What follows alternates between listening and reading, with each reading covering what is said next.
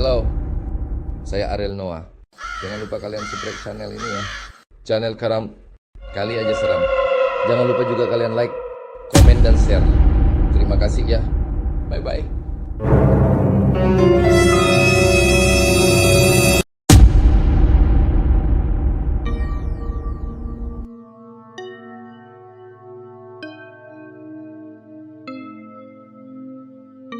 Rahasia rumah tua, ada yang bilang, rumah menyimpan energi dari apa yang pernah terjadi di dalamnya. Cerita bahagia, kesedihan, hingga tragedi bisa meninggalkan jejak tak kasat mata yang terus berdiam, bahkan ketika orang-orangnya sudah pergi. 7 tahun lalu, Tika dan Mas Irsyah memulai kehidupan baru di rumah impian mereka. Sebuah rumah di pinggir kota, tempat mereka berharap bisa membesarkan keluarga kecil yang bahagia.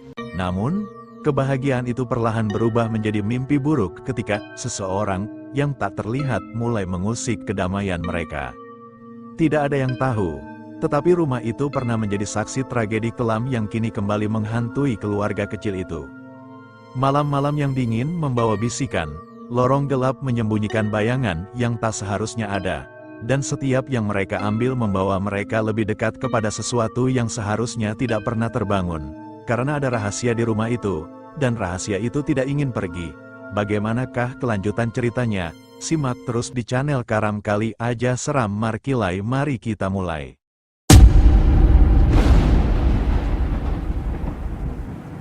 Tika dan rahasia rumah lama. Tika dan Mas Irsyah adalah pasangan muda yang terlihat sempurna di mata banyak orang.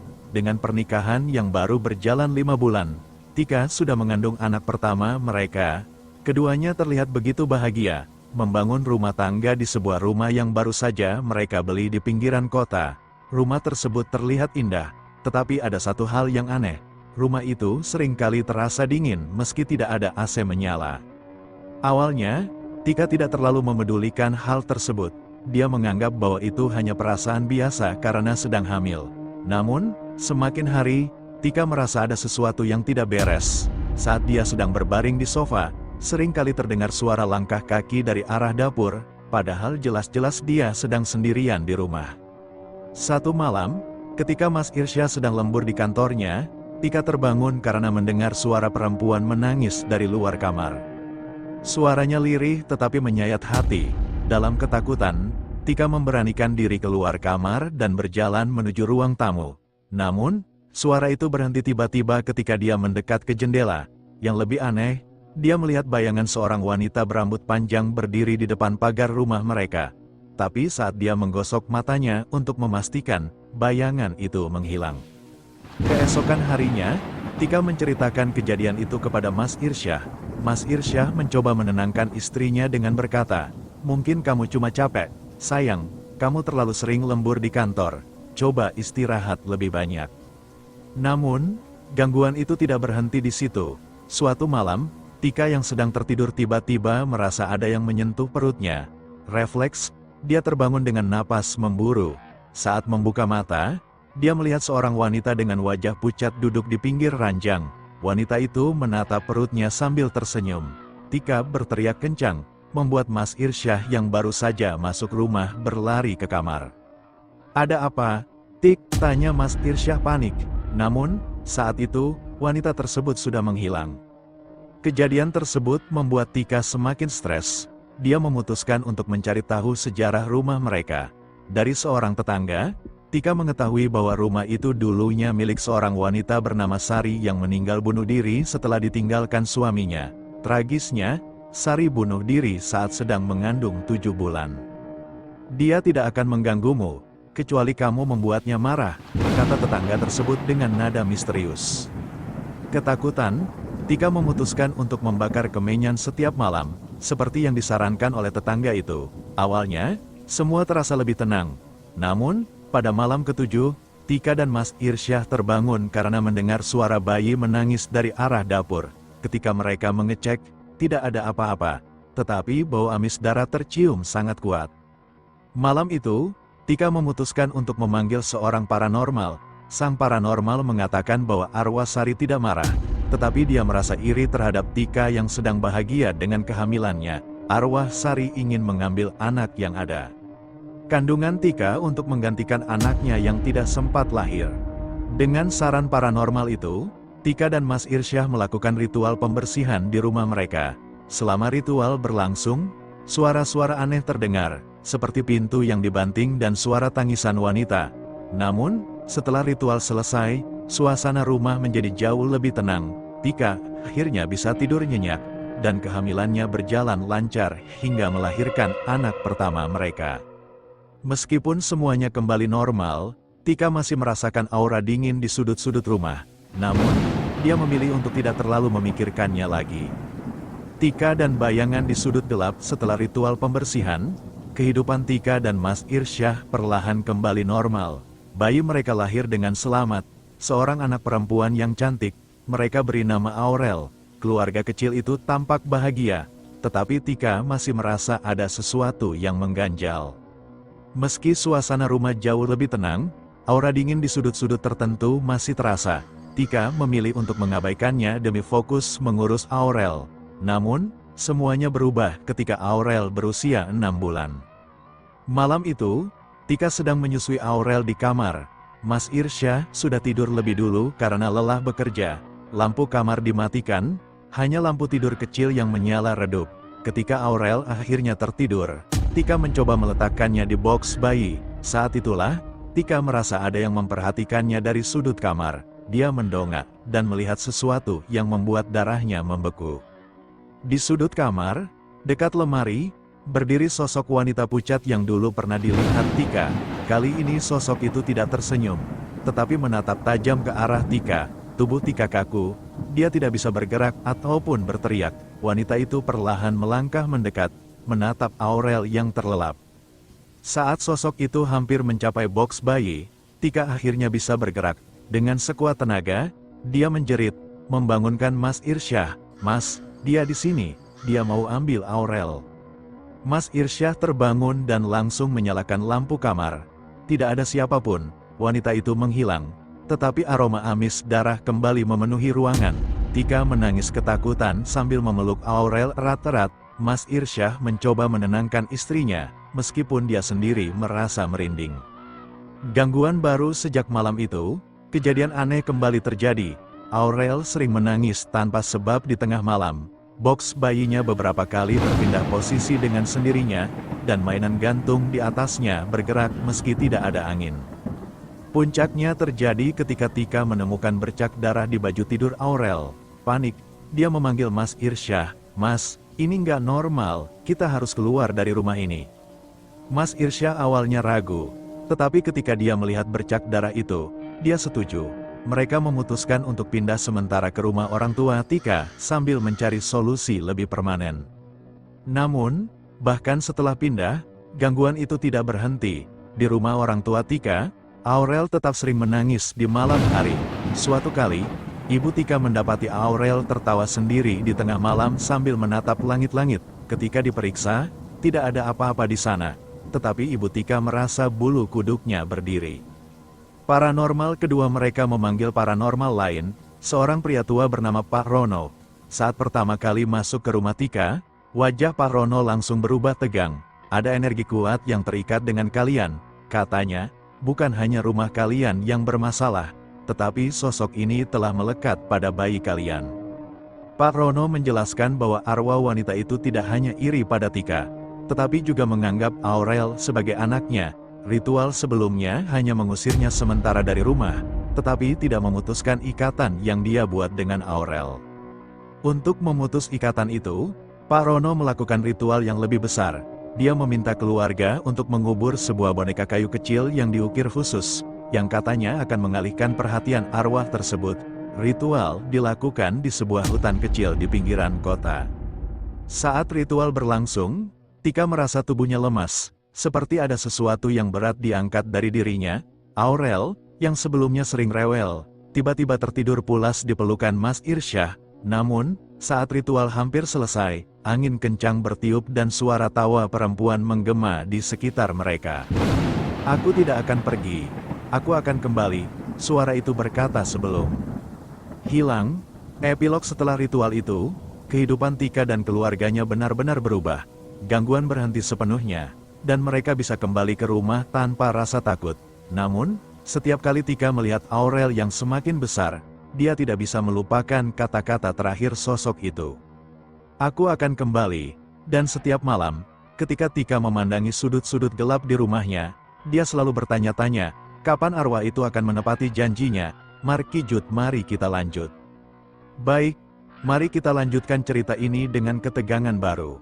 Kembalinya sang bayangan 3 tahun telah berlalu sejak ritual yang dilakukan oleh Pak Rono.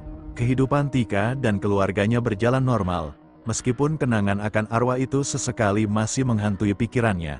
Aurel kini tumbuh menjadi balita yang ceria, lincah, dan penuh rasa ingin tahu. Mereka memutuskan untuk tetap tinggal di rumah itu, percaya bahwa semua telah berakhir. Namun, seperti sebuah siklus, sesuatu yang ganjil mulai terjadi lagi. Malam itu, Tika sedang menidurkan Aurel di kamarnya. Mas Irsyah sedang berada di luar kota untuk urusan bisnis. Jadi Tika hanya ditemani oleh asisten rumah tangga mereka, Bos Sarti. Ketika Aurel akhirnya tertidur, Tika merasa lega dan kembali ke kamarnya untuk beristirahat. Namun, sekitar pukul 2 pagi, Tika terbangun karena mendengar suara langkah kaki kecil di lorong. Dia berpikir itu adalah Aurel.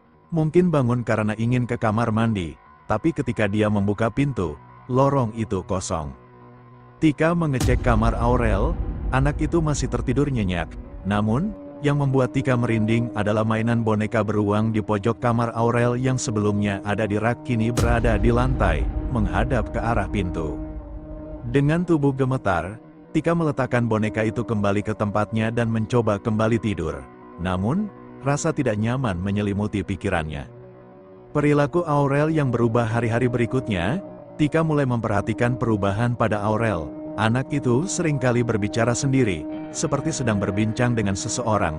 Ketika Tika bertanya, Aurel dengan polos menjawab, "Aku lagi ngobrol sama tante." "Tante siapa?" tanya Tika, mencoba bersikap tenang. "Tante yang suka main sama aku.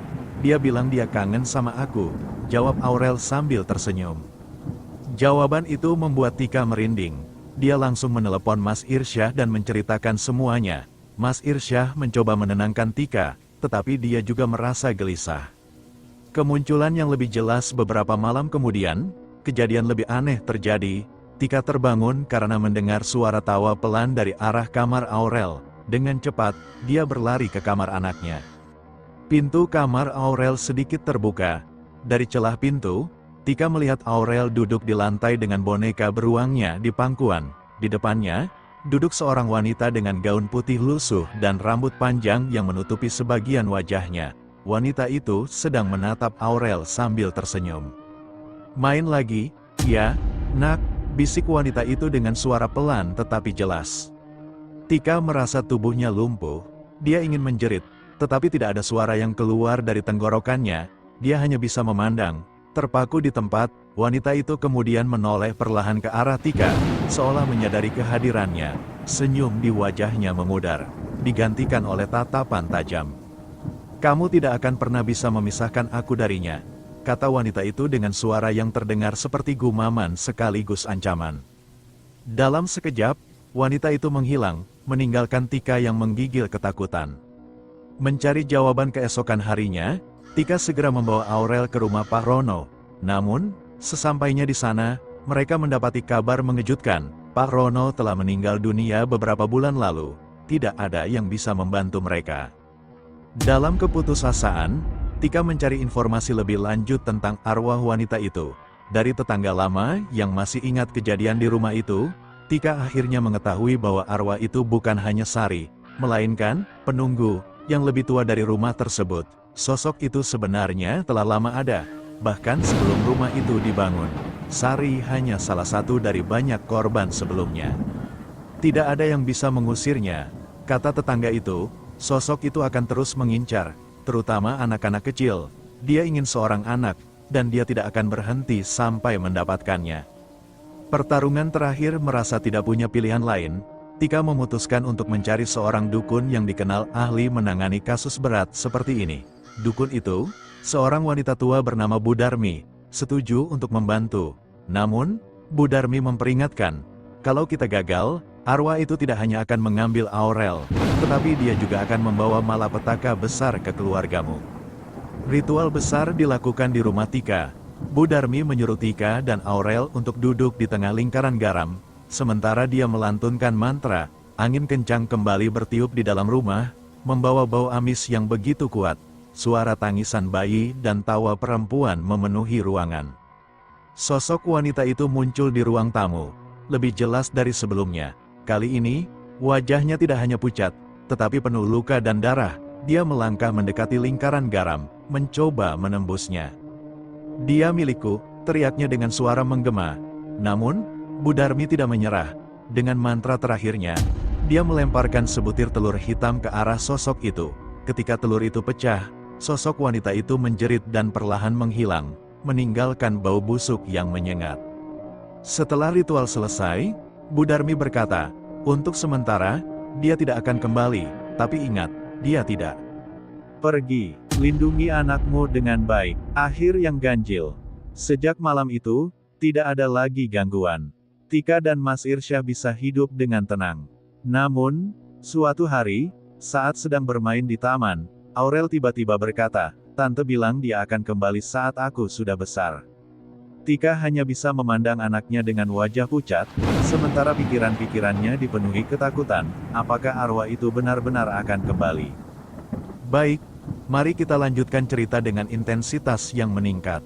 Kepulangan yang ditunggu tahun demi tahun berlalu, Aurel kini telah beranjak remaja, berusia 15 tahun, dia tumbuh menjadi gadis yang cerdas dan berbakat. Tetapi ada satu hal yang selalu membuat Tika khawatir. Aurel kerap kali terlihat termenung, seperti berbicara dengan seseorang yang tak terlihat. Tika mencoba mengabaikan hal itu, menganggapnya sebagai imajinasi remaja. Namun, firasat buruknya kembali menguat ketika suatu malam, Aurel berkata, "Tante bilang dia sangat merindukan aku, Ma. Dia ingin aku datang ke tempatnya."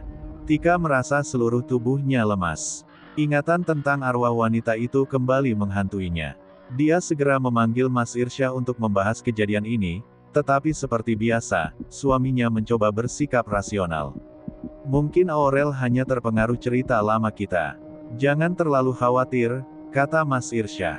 Namun, Tika tahu ini bukan sekadar imajinasi. Ada sesuatu yang gelap, sesuatu yang perlahan mendekat kembali. Malam yang mencekam beberapa minggu kemudian, pada malam ulang tahun Aurel yang ke-16, Tika memutuskan untuk mengadakan pesta kecil di rumah. Acara berjalan lancar, Aurel terlihat bahagia bersama teman-temannya, tetapi, tepat pukul 9 malam, listrik di rumah tiba-tiba padam. Di tengah suasana gelap itu, Aurel menghilang. Tika panik mencari ke seluruh rumah, tetapi anaknya tidak ditemukan. Lampu akhirnya menyala kembali setelah beberapa menit, tetapi Aurel tetap tidak ada. Teman-temannya mengatakan terakhir kali mereka melihat Aurel, dia berjalan ke arah taman belakang. Tika dan Mas Irsyah segera menuju taman. Di sana, mereka menemukan Aurel berdiri di bawah pohon tua, memeluk boneka beruang yang sudah lusuh, matanya terpejam, dan dia bergumam pelan, seperti sedang berbicara dengan seseorang. "Aurel, kamu ngapain di sini?" seru Tika sambil mendekat. Namun, ketika mereka hampir mencapai Aurel, suara tawa yang familiar menggema dari sekitar mereka. Tika mengenali suara itu. "Tika, aku sudah bilang, aku akan kembali," suara itu berkata dengan nada dingin. Di depan mereka, perlahan muncul sosok wanita yang sama, tetapi kali ini lebih menyeramkan. Wajahnya hancur, matanya kosong, dan tubuhnya dipenuhi luka seperti bekas dicakar. "Tidak ada yang bisa menghentikanku, dia adalah milikku." Wanita itu merentangkan tangannya ke arah Aurel, dan tubuh gadis itu perlahan terangkat dari tanah, seperti ditarik oleh kekuatan tak terlihat. Pertarungan terakhir Tika dan Mas Irsyah berteriak panik, mencoba menarik Aurel kembali. Namun, kekuatan arwah itu terlalu kuat. Dalam keputusasaan, Tika ingat pesan Bu Darmi bertahun-tahun lalu, "Lindungi anakmu dengan baik."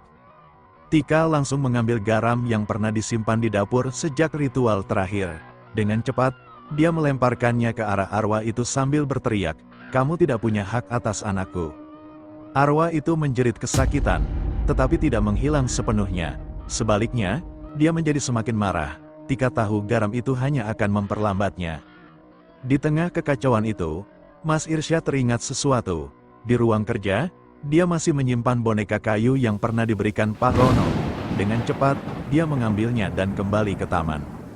"Ini milikmu, kan? Ambil ini dan pergi." Mas Irsyah melempar boneka itu ke tanah. Arwah itu terdiam. Dia memandang boneka kayu itu dengan tatapan penuh emosi, seperti sedang memutuskan sesuatu.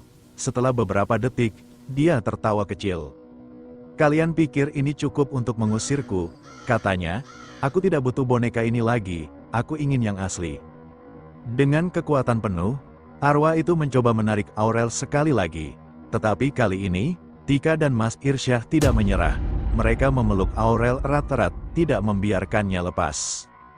Di saat-saat terakhir, tiba-tiba terdengar suara mantra yang familiar.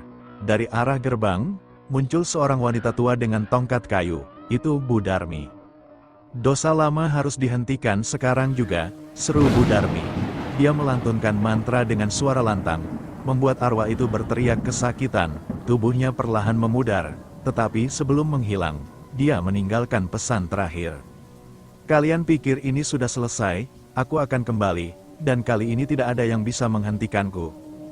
Dengan jeritan terakhir, arwah itu lenyap. Malam itu, Aurel akhirnya selamat, tetapi kejadian itu meninggalkan trauma mendalam pada seluruh keluarga.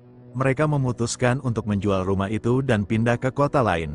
Bu Darmi memberi mereka jimat perlindungan untuk menjaga agar arwah itu tidak bisa mengikuti mereka. Namun, jauh di lubuk hati Tika, dia tahu ancaman itu nyata. Sosok itu tidak pernah benar-benar pergi, dia hanya menunggu waktu yang tepat untuk kembali. Baik, mari kita lanjutkan cerita dengan intensitas yang meningkat. Kepulangan yang ditunggu tahun demi tahun berlalu, Aurel kini telah beranjak remaja, berusia 15 tahun, dia tumbuh menjadi gadis yang cerdas dan berbakat. Tetapi ada satu hal yang selalu membuat Tika khawatir. Aurel kerap kali terlihat termenung, seperti berbicara dengan seseorang yang tak terlihat. Tika mencoba mengabaikan hal itu, menganggapnya sebagai imajinasi remaja. Namun, firasat buruknya kembali menguat ketika suatu malam, Aurel berkata, "Tante bilang dia sangat merindukan aku. Ma, dia ingin aku datang ke tempatnya." Tika merasa seluruh tubuhnya lemas. Ingatan tentang arwah wanita itu kembali menghantuinya. Dia segera memanggil Mas Irsyah untuk membahas kejadian ini. Tetapi seperti biasa, suaminya mencoba bersikap rasional. "Mungkin Aurel hanya terpengaruh cerita lama kita. Jangan terlalu khawatir," kata Mas Irsyah.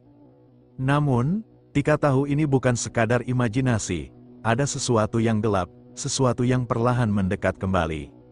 Malam yang mencekam beberapa minggu kemudian, pada malam ulang tahun Aurel yang ke-16, Tika memutuskan untuk mengadakan pesta kecil di rumah.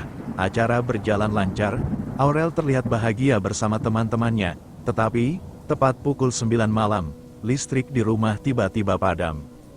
Di tengah suasana gelap itu, Aurel menghilang. Tika panik mencari ke seluruh rumah, tetapi anaknya tidak ditemukan. Lampu akhirnya menyala kembali setelah beberapa menit, tetapi Aurel tetap tidak ada. Teman-temannya mengatakan terakhir kali mereka melihat Aurel, dia berjalan ke arah taman belakang. Tika dan Mas Irsyah segera menuju taman. Di sana, mereka menemukan Aurel berdiri di bawah pohon tua, memeluk boneka beruang yang sudah lusuh, matanya terpejam, dan dia bergumam pelan, seperti sedang berbicara dengan seseorang. "Aurel, kamu ngapain di sini?" seru Tika sambil mendekat. Namun, ketika mereka hampir mencapai Aurel, suara tawa yang familiar menggema dari sekitar mereka. Tika mengenali suara itu. "Tika, aku sudah bilang, aku akan kembali," suara itu berkata dengan nada dingin. Di depan mereka, perlahan muncul sosok wanita yang sama, tetapi kali ini lebih menyeramkan. Wajahnya hancur, matanya kosong, dan tubuhnya dipenuhi luka seperti bekas dicakar. "Tidak ada yang bisa menghentikanku, dia adalah milikku." Wanita itu merentangkan tangannya ke arah Aurel, dan tubuh gadis itu perlahan terangkat dari tanah, seperti ditarik oleh kekuatan tak terlihat. Pertarungan terakhir Tika dan Mas Irsyah berteriak panik, mencoba menarik Aurel kembali. Namun, kekuatan arwah itu terlalu kuat. Dalam keputusasaan, Tika ingat pesan Bu Darmi bertahun-tahun lalu, "Lindungi anakmu dengan baik." Tika langsung mengambil garam yang pernah disimpan di dapur sejak ritual terakhir. Dengan cepat, dia melemparkannya ke arah arwah itu sambil berteriak, "Kamu tidak punya hak atas anakku." Arwah itu menjerit kesakitan, tetapi tidak menghilang sepenuhnya. Sebaliknya, dia menjadi semakin marah. Tika tahu garam itu hanya akan memperlambatnya. Di tengah kekacauan itu, Mas Irsyah teringat sesuatu. Di ruang kerja, dia masih menyimpan boneka kayu yang pernah diberikan Pak Rono. Dengan cepat, dia mengambilnya dan kembali ke taman. "Ini milikmu, kan? Ambil ini dan pergi." Mas Irsyah melempar boneka itu ke tanah. Arwah itu terdiam. Dia memandang boneka kayu itu dengan tatapan penuh emosi, seperti sedang memutuskan sesuatu. Setelah beberapa detik, dia tertawa kecil. "Kalian pikir ini cukup untuk mengusirku?" katanya. "Aku tidak butuh boneka ini lagi, aku ingin yang asli." Dengan kekuatan penuh, arwah itu mencoba menarik Aurel sekali lagi. Tetapi kali ini, Tika dan Mas Irsyah tidak menyerah. Mereka memeluk Aurel erat-erat, tidak membiarkannya lepas. Di saat-saat terakhir, tiba-tiba terdengar suara mantra yang familiar. Dari arah gerbang, muncul seorang wanita tua dengan tongkat kayu. Itu Bu Darmi. "Dosa lama harus dihentikan sekarang juga," seru Bu Darmi. Dia melantunkan mantra dengan suara lantang, membuat arwah itu berteriak kesakitan. Tubuhnya perlahan memudar, tetapi sebelum menghilang, dia meninggalkan pesan terakhir. "Kalian pikir ini sudah selesai? Aku akan kembali, dan kali ini tidak ada yang bisa menghentikanku." Dengan jeritan terakhir, arwah itu lenyap. Setelah malam itu, Aurel akhirnya selamat. Tetapi kejadian itu meninggalkan trauma mendalam pada seluruh keluarga. Mereka memutuskan untuk menjual rumah itu dan pindah ke kota lain. Bu Darmi memberi mereka jimat perlindungan untuk menjaga agar arwah itu tidak bisa mengikuti mereka. Namun, jauh di lubuk hati Tika, dia tahu ancaman itu nyata. Sosok itu tidak pernah benar-benar pergi. Dia hanya menunggu waktu yang tepat untuk kembali. Kejadian malam itu akhirnya berlalu. Tetapi ketenangan yang mereka dapatkan hanyalah sementara. Tika, Mas Irsyah, dan Aurel mencoba melanjutkan hidup mereka di tempat baru. Namun, di hati kecilnya, Tika tahu bahwa sesuatu masih mengawasi mereka. Ada kalanya, di malam yang sunyi, Tika merasa seperti ada yang memperhatikannya dari sudut ruangan. Kadang, dia mendengar tawa pelan yang bergema dalam pikirannya. Dan di hari ulang tahun Aurel yang ke-18, pesan itu datang kembali. Di cermin kamar Aurel, ada tulisan samar yang muncul seperti bekas tangan basah. "Aku sudah kembali. Kamu siap?" Buat kamu yang lagi nganggur, kamu bisa daftar Maxim aja, lumayan buat tambahan. Buat yang mau daftar, tanpa SIM bisa, kendaraan lama bisa. Langsung jadi, langsung bisa dipakai untuk narik. ADM-nya 50.000 aja. Hubungi WhatsApp 082283999895. Bisa untuk seluruh wilayah di Indonesia. Jasa pengurusan NPWP. Buat kamu yang sibuk, tidak mau pusing urus NPWP, serahkan ke kami. Langsung jadi, langsung bisa dipakai untuk apa aja. ADM-nya 50.000 aja. Hubungi WhatsApp 082283999895. Bisa untuk seluruh wilayah di Indonesia.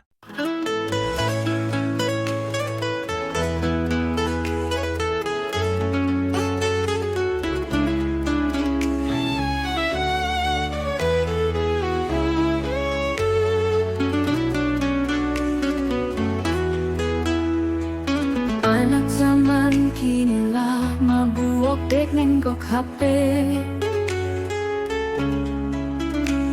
Ndak tentu dek nyo apa juole.